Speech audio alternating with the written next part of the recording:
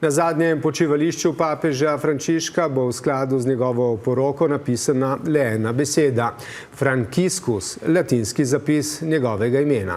V oporoki je napisal tudi navodila za skromen pogreb v rimski baziliki Marije Snežne, ki so jo sinoči z molitvami napolnili verniki. Tisa Strgel. Po uradni potrditvi smrti papeža Frančiška, ki na velikonočni ponedeljek ne bi mogla biti bolj simbolična, so zapečatili obe njegovi stanovanji, tako v domu Svete Marte, kjer je živel skupaj z ostalimi kardinali, kot tudi v tretjem nadstropju papeške palače, ki se je odrekel za voljo želje po preprostem življenju.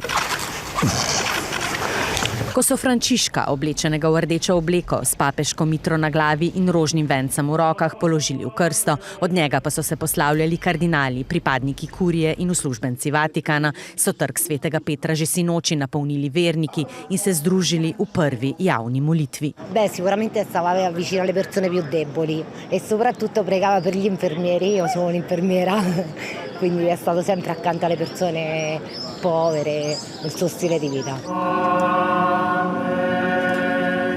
Era uno di noi, questa è la cosa più bella che lui aveva, era uno di noi.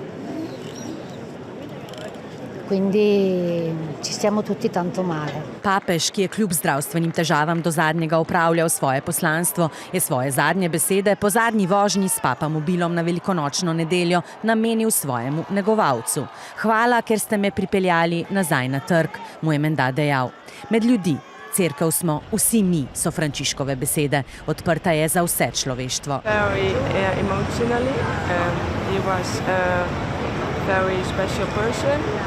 And he liked to be between of the people. Priljubljenost papeža se meri v množicah, ki romajo v Vatikan. Baziliko Marije Snežne, kjer že tečejo priprave na pogrebno bogoslužje, si ogledujejo verniki, ki izbiri kraja pokopa pripisujejo simbolen pomen.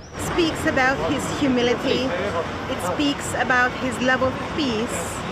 I think it speaks about how much he wants to trust himself to the Immaculate Heart of Mary. Iskreno nasmejanega papeža Frančiška je odlikovala usmiljenost do prestopnikov, migrantov, vseh navadnih ljudi, po drugi pa strogost do škofov in kardinalov, od katerih je zahteval, da se umažejo s težavami resničnih ljudi.